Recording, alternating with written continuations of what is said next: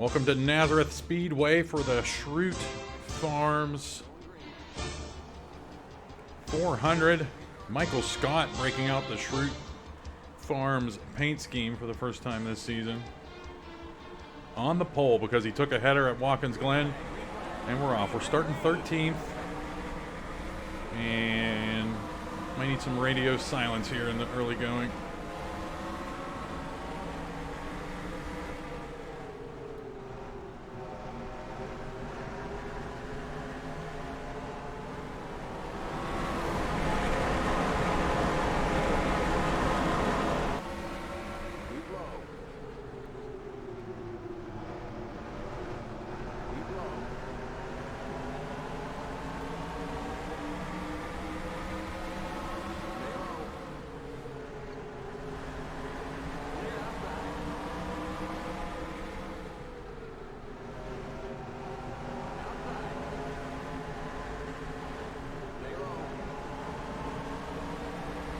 I think we're all right now. We kind of bullied Prince there in that one turn, but we're all right. Jack Burton might be having trouble there. I don't know. Jack Burton, we haven't been talking a lot about Jack Burton this season. We were behind him at Bristol, but I mean, he's just down there in the points. He's just one of those cars that just, you know, he's not contending for race wins. He's not, you know, not getting in any wrecks we've seen that I remember, really.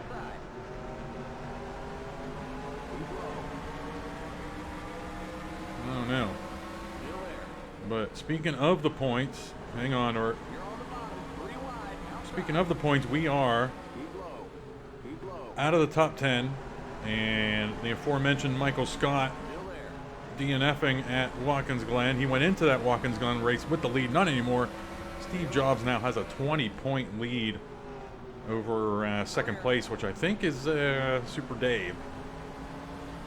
And the car to keep an eye on this race is Mona Lisa Vito. It goes to show in our point standings, where we flip the grid every race from the previous race's results, how a win can just, you know, you can make a name for yourself with a win. Because we had Martha Stewart, her name's starting to pop up in the standings because she won at North Wilkesboro. Mona Lisa Vito at Talladega, and I forgot to see where Tommy Callahan was after Watkins Glen, but I made it a point to mention Mona Lisa Vito gaining some. I keep on messing up her name, Mona Lisa Vito. Gaining some good spots at Watkins Glen, and that's what you need to do after you have a win. You start 40th the next race, and if you can cut through the field there, you can potentially get almost 70 points in 2 races. And I think that's kind of the equation I want to do every 2 races. But that is just not a perfect equation, so I don't know. Anyway, we survived this start. And we're sitting pretty here. Full disclosure, pit window here is about 40 some laps, 41, 42 laps.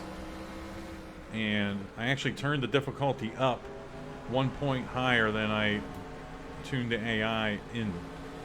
Because I'm just going to force myself to get better here. 28.5 was my best lap so far, and that was the baseline I used for the AI. So I made them a little bit faster, and we'll just see how it goes. And speaking of that, whenever I had crept up into the top 10 in points for the first time this season, I was like, uh-oh, you know, what if we start running away with this, which was my fear early on in the season. And how we would handle that and do some weirdo playoffs. I don't know if we're going to have to do that, but I mean, this is just a big experiment season. So say we would end up winning this season by 50 points, let's say. Say we just run away with it. The next time we do one of these flip the grid seasons, I'll start 50 points in the hole. I'll be in 40th place going into Daytona with with minus 50 points. So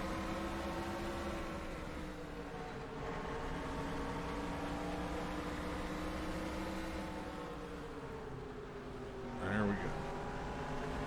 All right, doesn't look like Michael Scott is in the lead anymore. I think it's Mick Dundee. Yeah. So that's a shame. Maybe Michael Scott. I mean, that's just all eyes are on Schrute Beet Farms this race. Schrute Farm beats, I guess. Schrute Farms beats. Let's not. Let's try not to lose a spot here to Dutch Vanderland. Let's. We kind of bullied him a little bit. No problem. No big deal.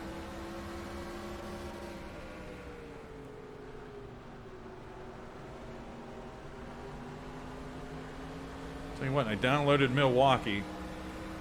I'm going to download a different. I downloaded a night version, which had a small file size, so maybe whoever made it just didn't go all in. Made it looking great. So I'm going to try to find another one that I've seen in YouTube videos. But the racing wasn't exciting. It just felt like a slightly banked New Hampshire. Which New Hampshire's a mile track, so is Milwaukee. So I might look into another track.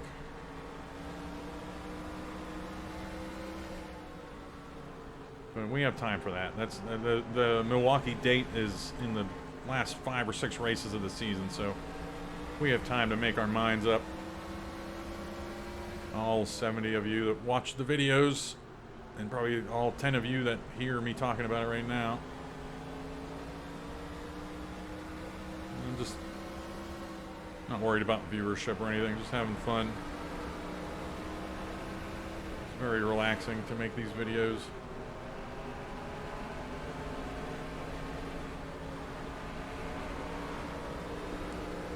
Yeah, like I said, 40 lap pit window here.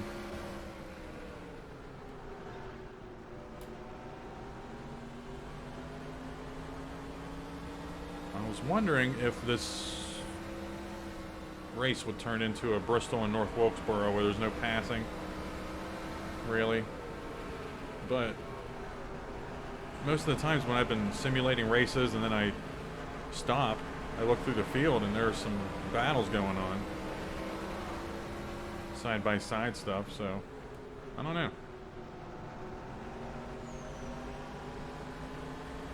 I have not been on the track with the AI when they pitted yet, so I don't know what their pre-pit move looks like.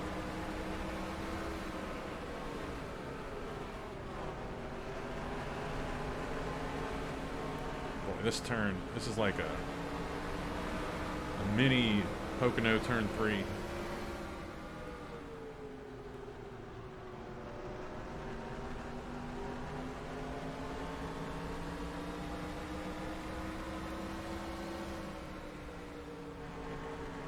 This is Guy Fieri in front of us, Ray Finkel ahead of him, Michael Jackson, and I think that's Tim Taylor, Prince Akeem, Hannibal Lecter, Michael Scott, and Mick Dundee in the lead. Michael Scott, though, looks like he's getting on his ass now.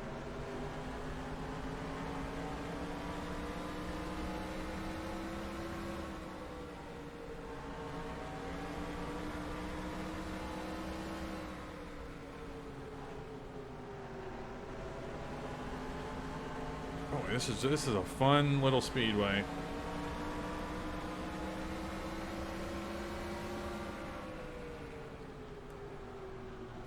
Seats like 4,000 people. I mean, it's just, this is I'm guessing if you watch this, if you're watching this, you watch other NASCAR videos and you're interested in NASCAR. Slap Shoes, I've mentioned him a couple times. He made a video recently. Not recently, I forget when, but sometime in 2022. about NASCAR short tracks. And I forget the gist. I remember the gist of it. Basically, all the short track dates are like right back to back to back sometimes, and they're all in the same region of the country. They're all in the same region of the United States, like the Virginia, Tennessee area, Bristol, Martinsville, Richmond. They're all relatively close, all within traveling distance of somebody that lives near the 3 tracks, you know? And people just can't afford to go to 3 in a row. And he even mentioned being a hardcore racing fan, going to 3 races in a row, period, is a dogfight. Just from an attrition standpoint, let alone financially. And basically the gist of it was, I mean, short tracks are, it's just what NASCAR is for. It's what NASCAR is about. And those short track races don't get good attendance because those people have to make their mind up on which one of those races they can go to, because they can maybe only afford to go to one, you know? But I mean, say Nazareth was on the schedule, it's a stone's throw away from Pocono, and the Cup Series would just naturally say, hey, let's just stay in the same area and go to this next track, go to Pocono and Nazareth back to back, just like we're doing in our season. But somebody that lives near in that part of Pennsylvania might only be able to afford to go to one race. And would you rather go to this action-packed short track or go to Pocono, which, you know, can be seen as boring by some? I don't know.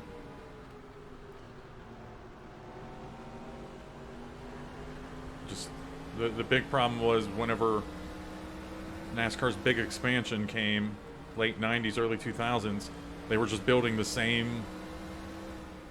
They just had no thought went into what kind of track they wanted to build. Like, nobody built a new short track. They were all 1.5, you know, all the cookie cutter things that everybody hated.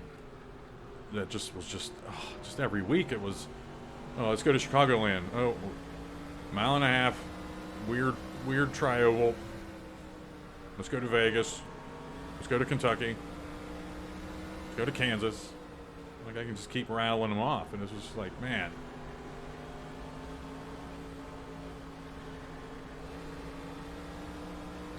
And the whole move by NASCAR to shift to more road courses and stuff. Maybe they're trying to attract just other breeds of race fans, but NASCAR fans want short tracks, man. Like, it's just case closed.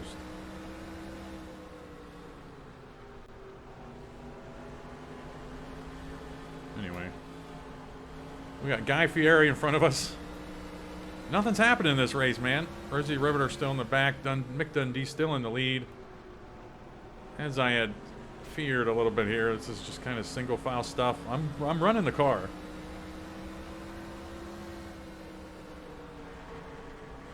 I'm actually glad I turned the difficulty up here at the last minute. I was just talking about that slap shoe short track stuff. I don't even remember running those laps.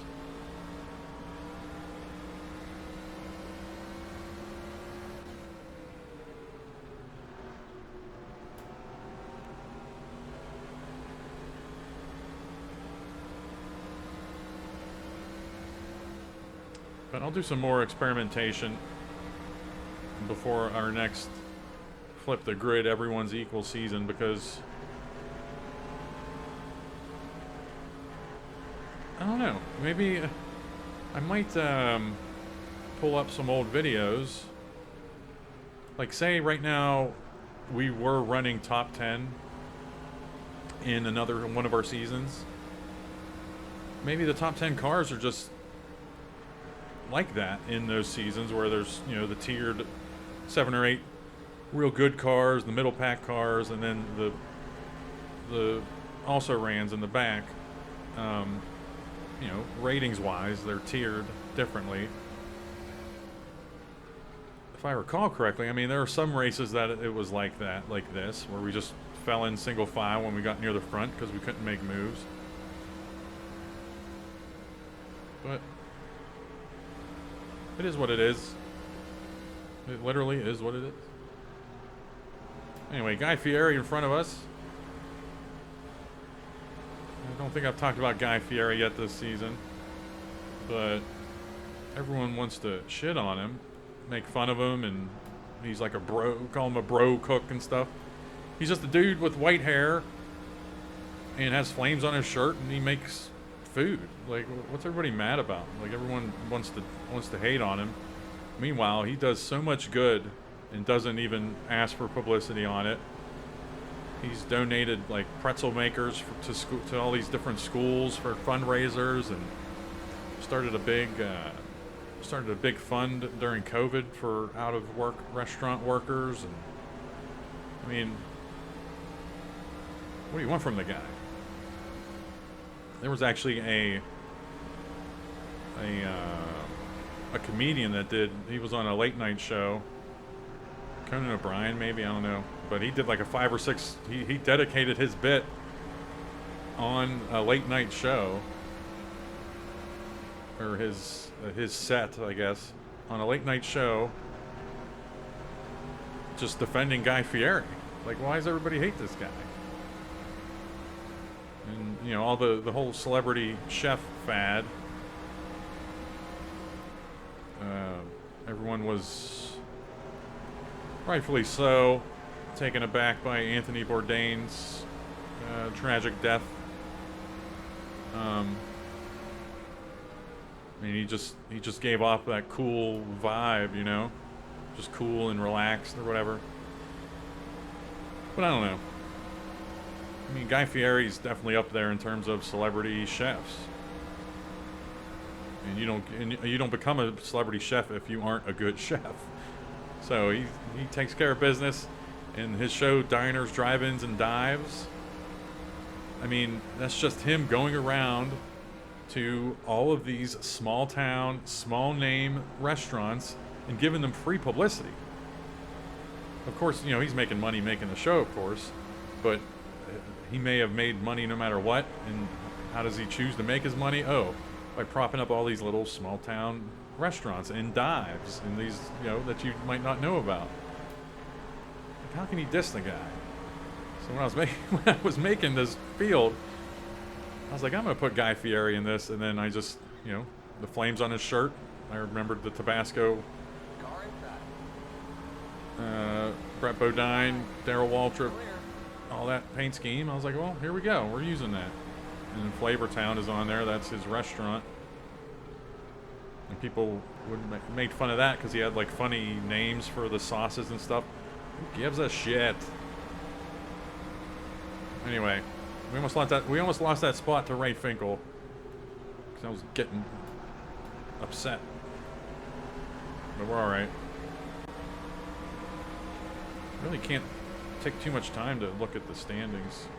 I gotta hit spots, and I missed that spot because I'm trying to peek at the standings. Tell you what, our tires are a little bit...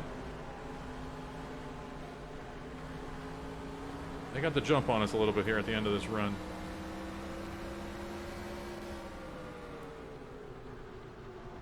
Or maybe I'm just not concentrating like I was.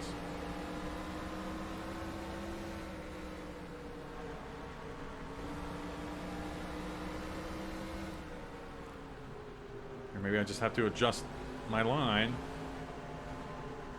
because of the old tires. There we go. That's right, pit stops, lap 40. Clear. Good pit road entry.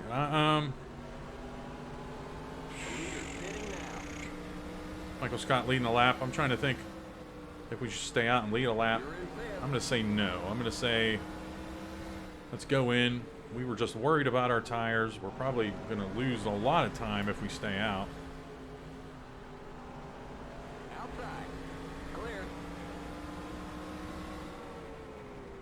I may have spooked Michael Jackson there from pitting. Let's be careful. The line's not till way up here. Limit 45. Keep it under 4,000 in seconds. It's a good entry there. All right, we're past the curve. Watch that speed now. Keep it on 4,000. Right there, I see it. We'll give you 1 can of fuel. All right, Homer Simpson, do not come into the stall here, buddy. Please. Yeah, I saw the creators of this track said this is not what pit road looks like at Nazareth.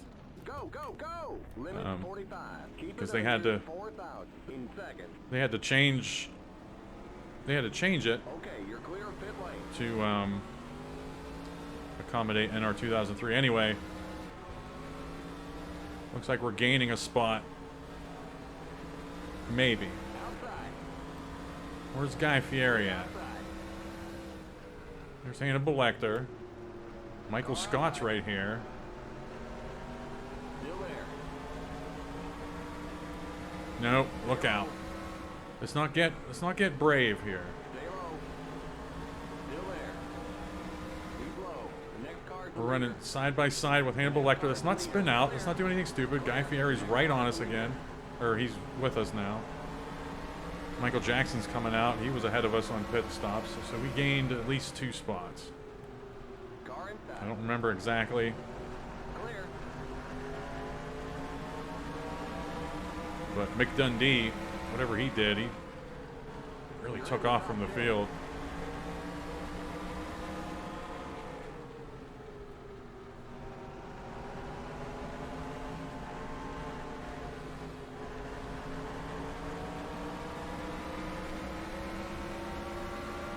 I want to keep our win streak alive with the AI, meaning we've had 10 different winners this season.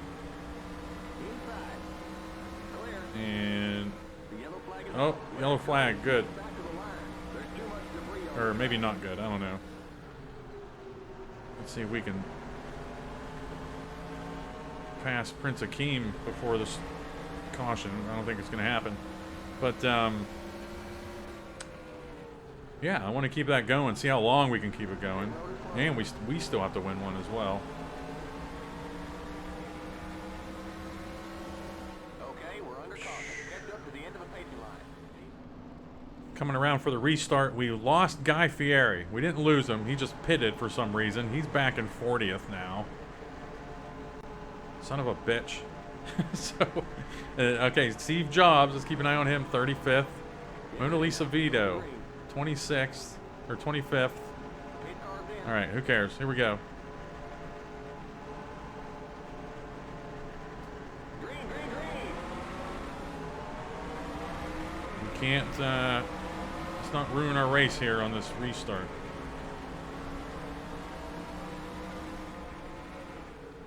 Because we just had a few caution laps, and I had to stop and text somebody, make a phone call real quick. So I might be out of the groove, out of the rhythm we had. Michael Jackson can sense it back there. He's coming in like a something. Okay. McDundee had the lead off of this restart. On this restart. And we're doing good. We're just okay. Let's remember how to run this baby. Oh, we got some racing up here now.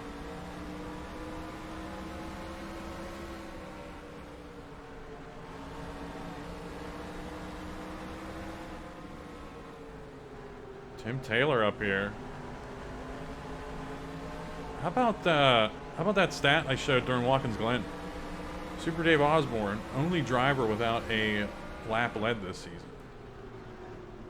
Pretty weird, considering we were talking about him a couple races there in the early going.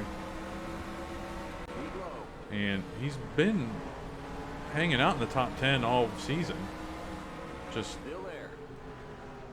Clear. he just hasn't led a lap.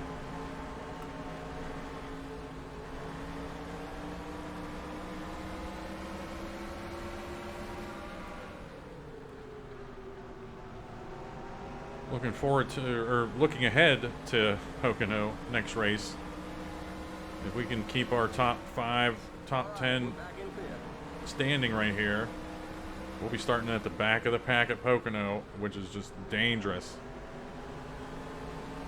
Forget points-wise, it's just dangerous being at the back of the pack there. But what can you do? We have points sitting here for us. We got to take them.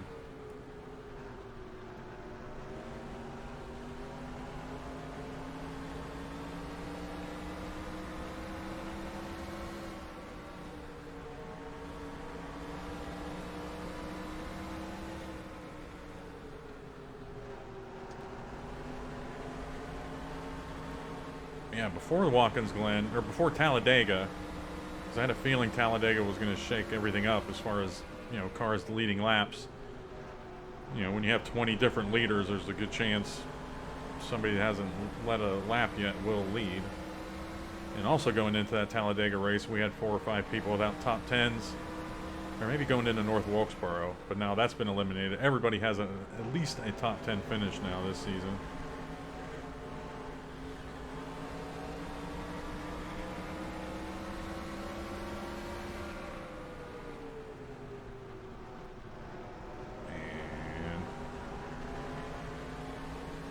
Is our life right now. Nick Dundee leading this thing. Gotta see if he can hold on and get his first win of the season and officially break the chains of his Foster's paint scheme. Ceiling, vault the ceiling. Hey, listen, just walk right up. And I tell you, it's very safe, it's durable, and it's lightweight. You're scaring me. So really, see, Wow. now it's locked in place, okay? So really, you say, Oh, God, Harold, are you okay? actually, I didn't have it locked. You have to lock it. Once you lock it, you're okay. But Skipped a bunch of laps there. We're on lap 69. We got about, probably with the caution and whatnot, probably got about 12 laps before pit stops. Akeem Joffer got around Michael Scott here during the commercial break, and we're near kind of the tail end of this run. And if you remember, during our first run, we lost our tires, and it's just starting to feel it a little bit now. Tim Taylor's peeking a little bit behind us. Haven't lost anybody. Just the dog days of summer here. Grinding out points.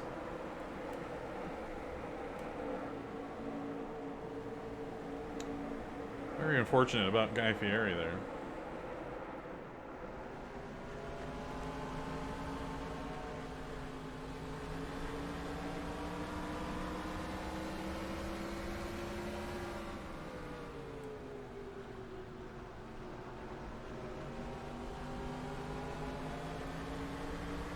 Steve Jobs is hanging out in 39th. That's huge for everybody, man. I think, again, it's just a lot of coincidence, a lot of good luck for him early on, but at the same time, he's kind of built up a good lead.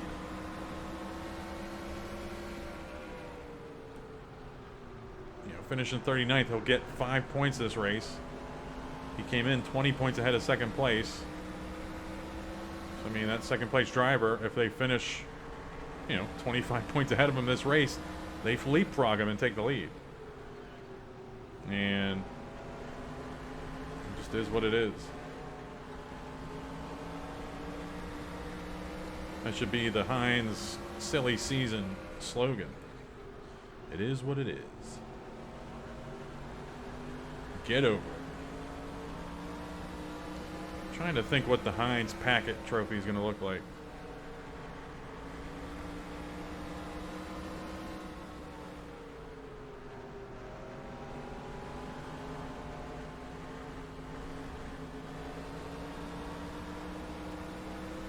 Anyway, we got... Oh, okay. Oh, geez. Not the best move. Michael Scott, get off of the track.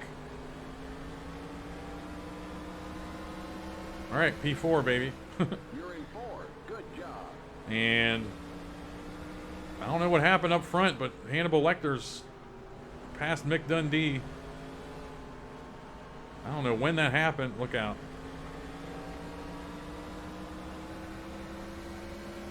I don't know why I hugged Michael Scott there. After I saw his engine blow up, I was like, I'm going to get real close to him.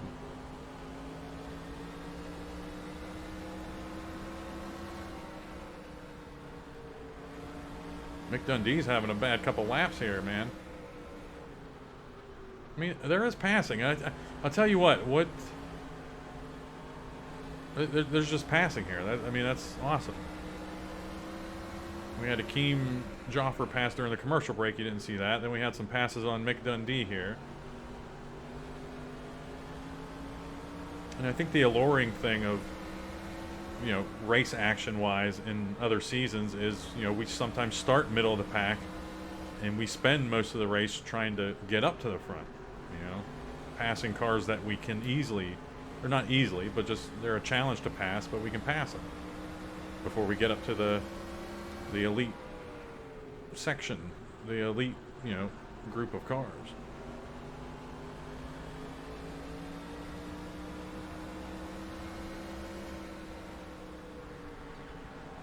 Yeah, tires are definitely an issue late in the run, but we're sticking with the AI. We just have to manage the tires at the end of the run. Gasp. But thankfully, I don't know, thankfully, we got to take that turn better on old tires, man. But, I don't know. Oh, how about poor Michael Scott? 2 DNFs in a row. Just saw that. He goes from top of the mountain to like falling into like a crevice and dying. But plenty of time to rebound, apparently. Hannibal Lecter just freaking took off after he passed Mick Dundee and Prince Akeem. Or he was ahead of Prince Akeem anyway. Never mind.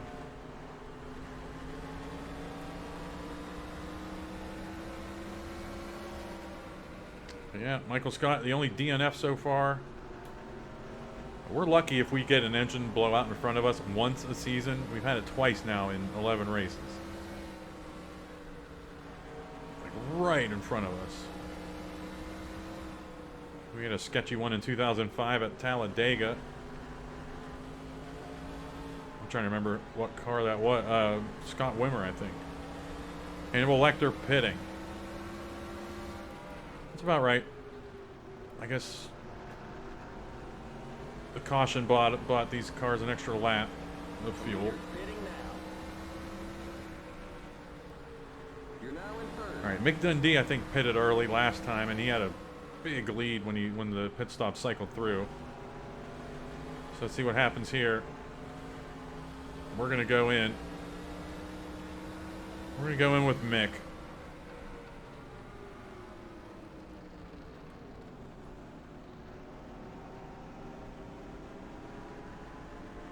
Limit 45.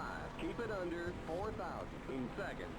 Tell you what, these have been some of my best pit road entries all season. Keep it on 4,000 in seconds.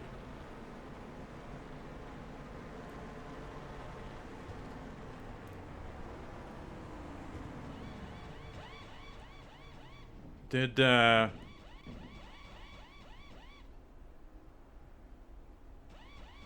Homer Simpson just took us out. Pitting now. Go, go, go! Keep it under 45. Keep it under 4,000 in seconds. Okay, you're clear of pit lane. Well, we're in trouble here. Homer Simpson was trying to go into his stall and hit us. You're on the bottom, 3 wide, outside, clear, car outside, clear, the leader's pitting now.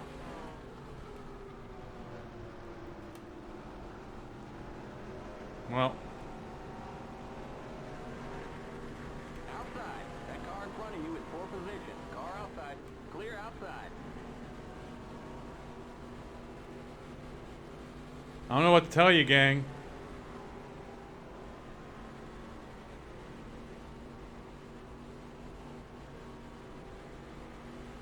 The leader's pitting now. Car outside. Clear. Kind of unfair to stay out on the track. We have no chance here. Keep it under 45. Keep it under 4,000 in seconds.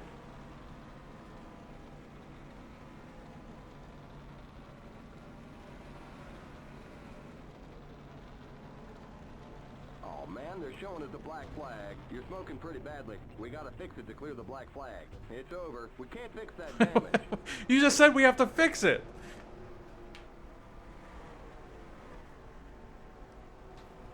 Damn it, Homer Simpson. Well, shit. With less than 30 laps to go, we'll take a look at the... Unbelievable. I'm stunned right now. But Prince Akeem got out in the lead ahead of Hannibal Lecter during pit stops.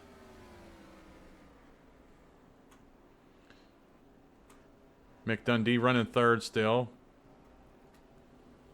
Stay Puft fourth. Happy Gilmore. Rosa Parks. Trying to find any of our nemesi.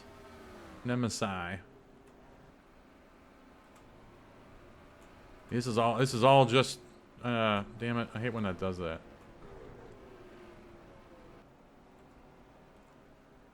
Tommy Callahan, how about this? Started 40th after winning at Watkins Glen. He's made his way up through half the field. There's Jack Burton, just a no-name white car that we don't talk about.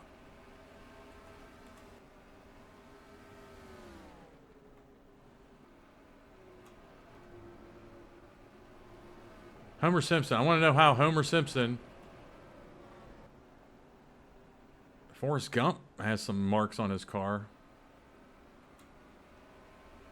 I want to know how Homer Simpson hit us, and he has no damn. Like he's flying around like he's Mario Andretti right now. Like it makes no sense.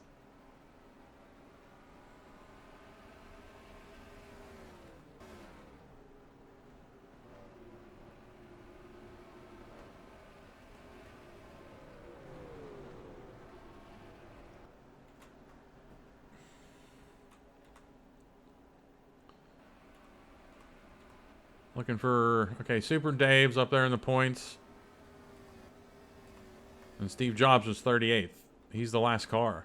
He's the last car in the lead on the yeah. Skipping ahead, we have about 8 laps to go. Looks like there's just no action right now. Prince Akeem coming up right here in the lead. Hannibal Lecter. Mick Dundee. They're going too fast to name them all.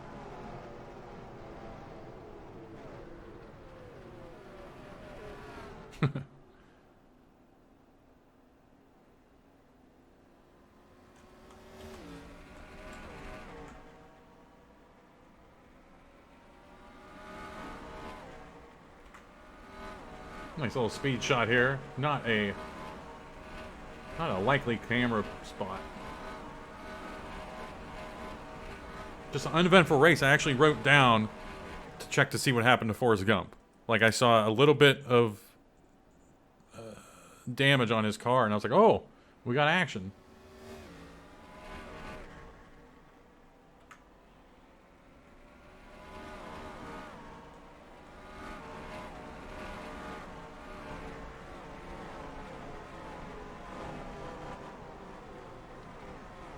Let's try to set up a... Yeah, Prince Akeem still in the lead. See if we can get a shot at the...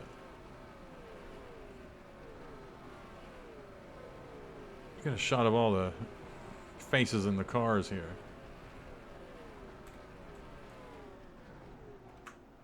It's as good as it's gonna get. Prince Akeem coming to... What is that? Probably 4 to go. 5 to go. Michael Jackson making a move on Indiana Jones. Velma Dinkley on Tobias Funke. And Steve Jobs has just been stranded. So, I mean, if we're worried about losing points to Steve Jobs this race, we aren't going to.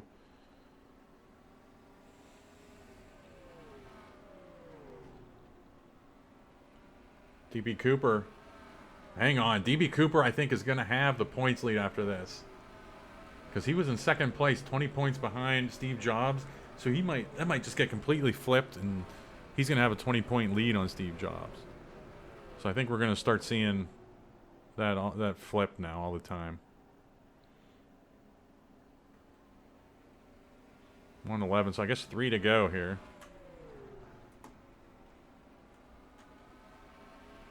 That's a cool shot.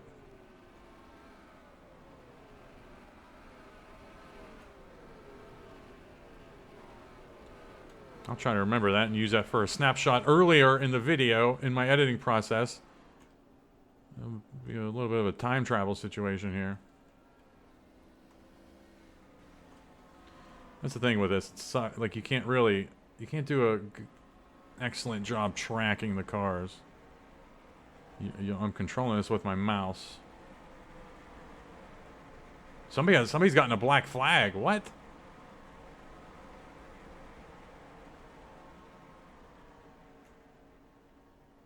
Prince Akeem, though, taking the white flag. And I'll look in the replay analyzer, because it tells you who has black flags and stuff.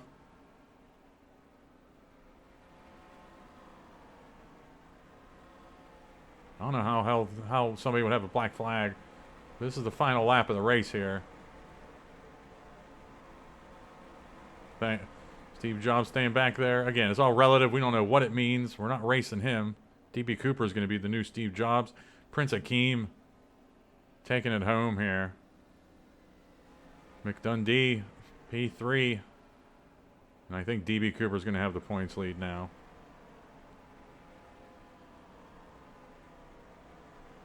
Close race there between Andy Warhol and Wayne Campbell at the line. And Steve Jobs bringing her home. So I guess, okay, there's no black flag. That's our black flag. And I'm guessing whenever he puts out a different flag, like the white and checkers, it goes away, but then he just keeps the black flag up for us. So never mind. And here are these bastards coming on pit road. Where's Homer Simpson?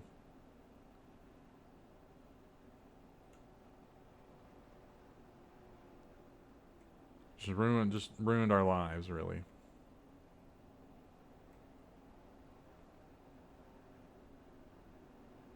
I'm looking for him. There he is. Look at him.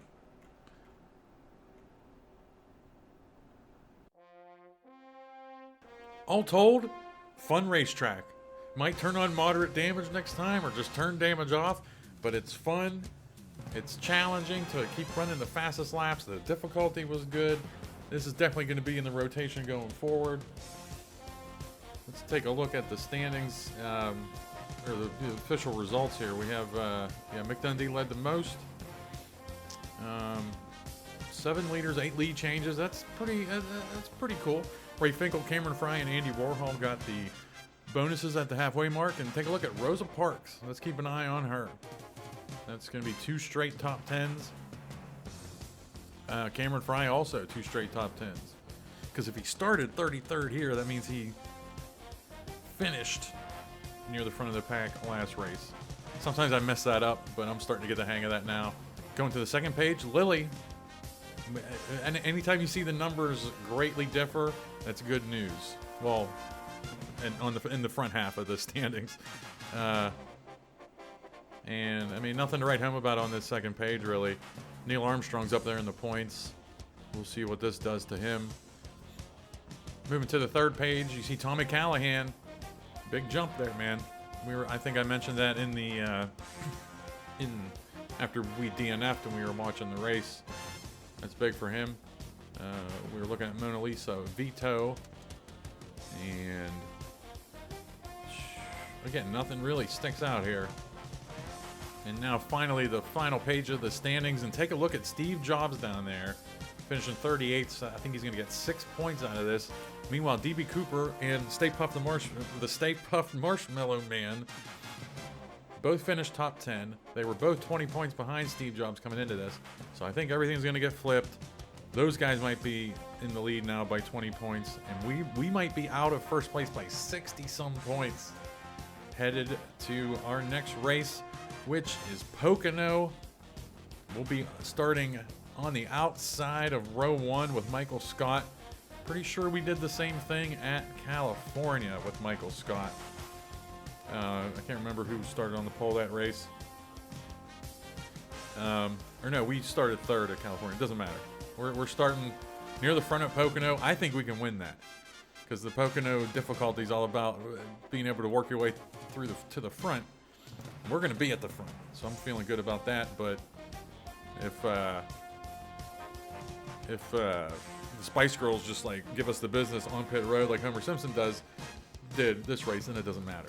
But we'll cross that bridge when we get to it. Thanks for watching.